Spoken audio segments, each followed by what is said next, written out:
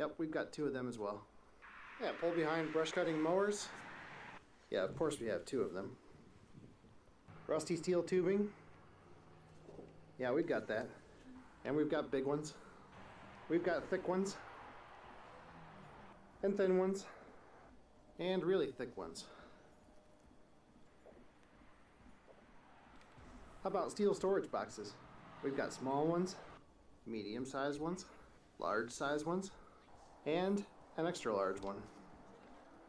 We've got an empty steel rack, and the steel is laying on the ground. Well, let's talk about piles of rotting wood. We can do it in chronological order.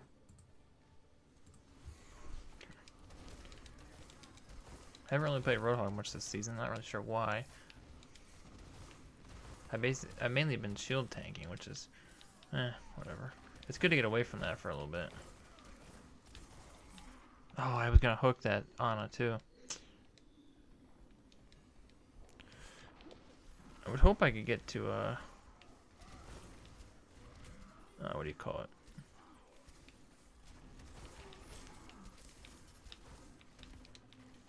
To a platinum this season with tank. I haven't done it yet since they've had these class specific ranks. I haven't been able to get to where I want to be with tank. Everything else I'm at plat with, I'd say high plat with support. I'm at low plat with DPS. But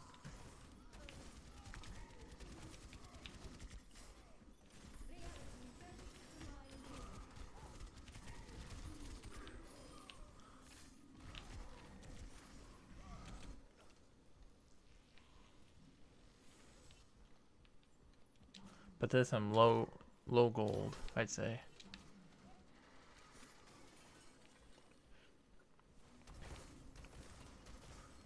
I guess 2250 would be considered like middle of the pack.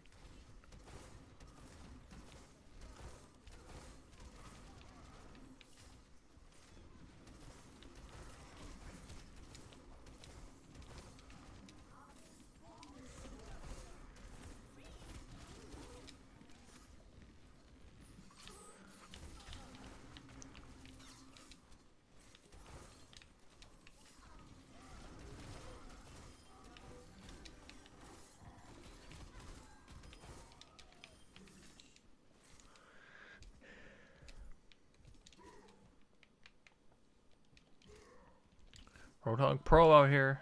What skin do I have equipped? Oh, the Halloween one. That's how long ago it's been since I played. Or played regularly, I guess. Because I play every season usually. I do my placements at least. But at least play 15 matches every season. I'm playing a little bit more this season.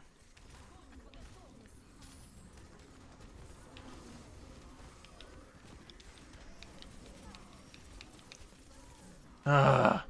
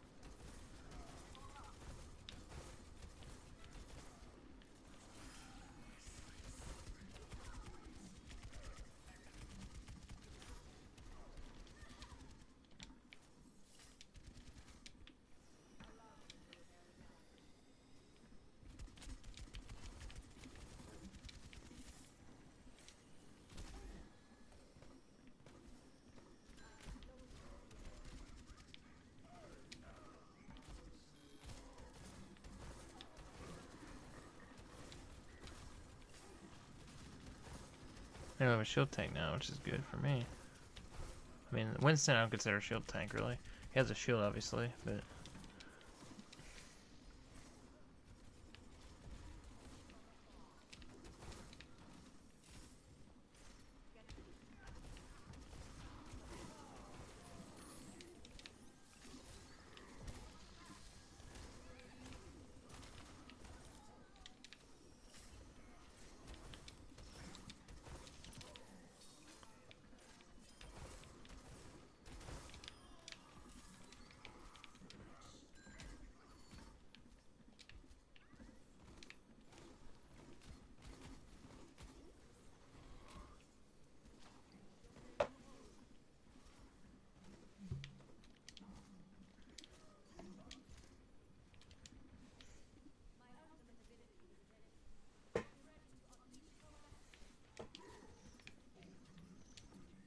We have 6 ults.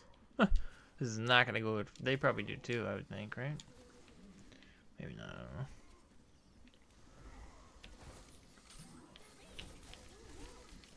I mean, they don't have a shield tank, though. These guys are not smart.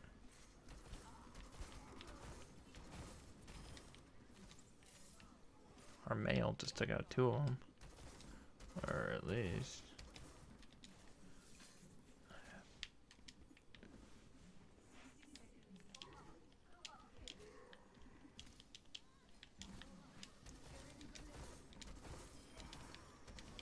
This May is really good, actually.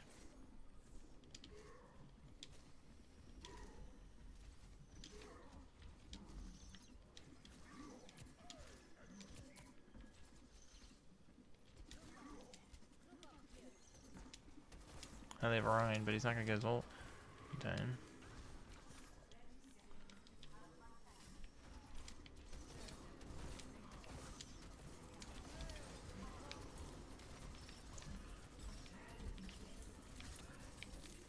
Later, bro.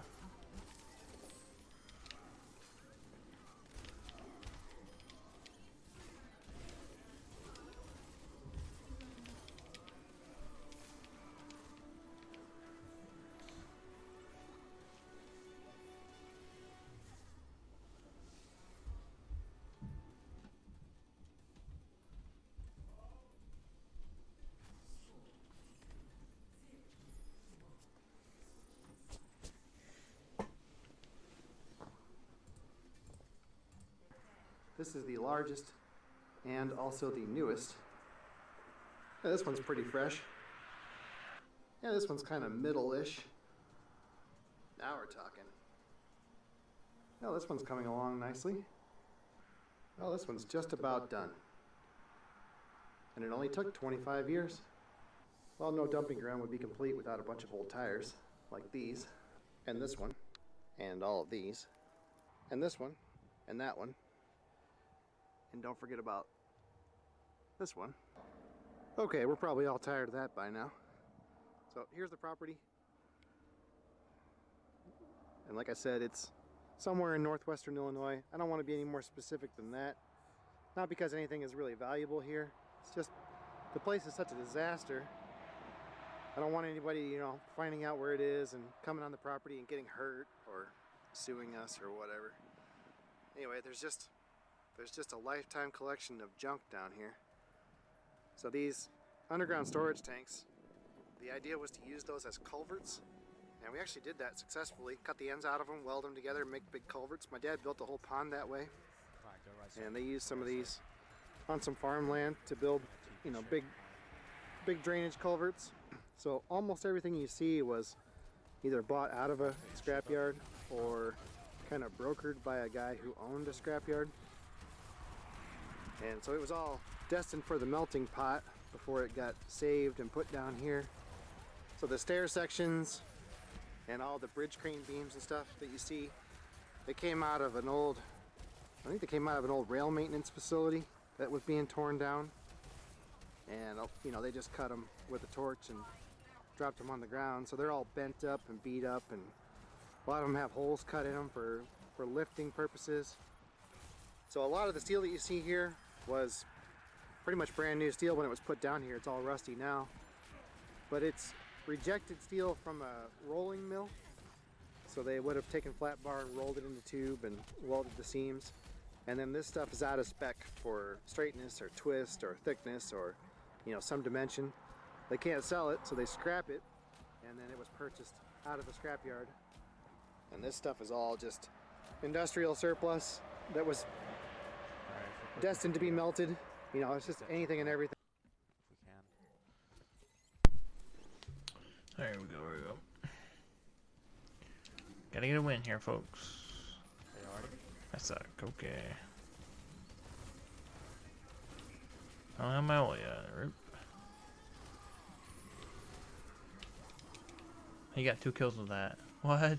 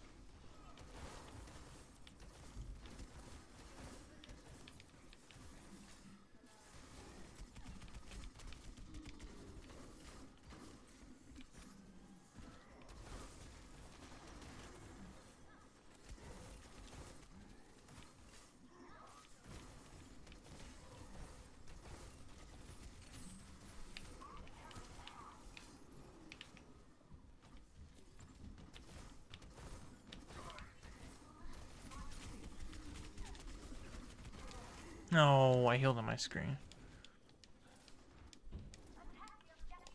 We're literally getting no progress, which is as much as they got last time.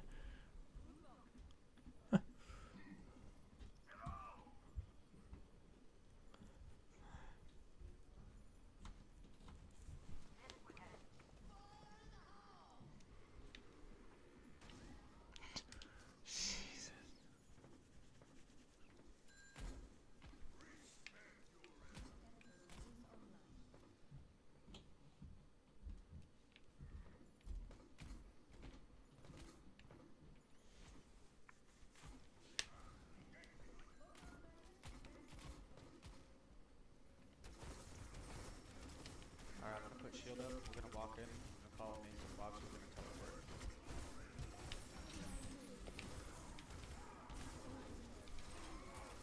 Okay, let's change our card.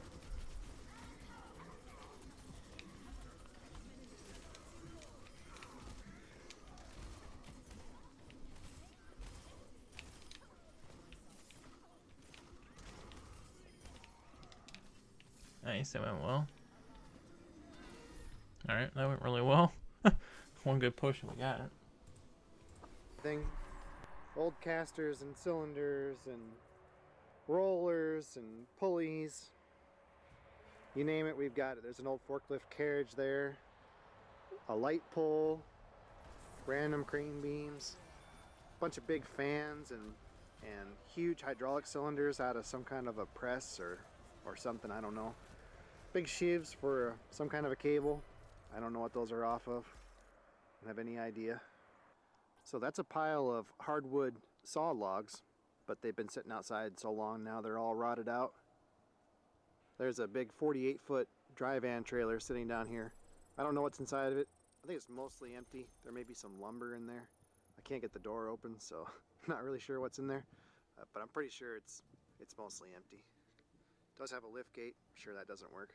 Well, there is electrical service down here, but it's pretty limited. You just have a couple outlets and one overhead outdoor light. There are no other amenities here. There's no water, there's no shelter. Everything that we use down here to work on stuff is stored inside this big metal box. So that's the Clark. UT60D forklift. We did a video about that one. I haven't gotten back to it. The injection pump still has some problems. I don't know what they are. Every time I come down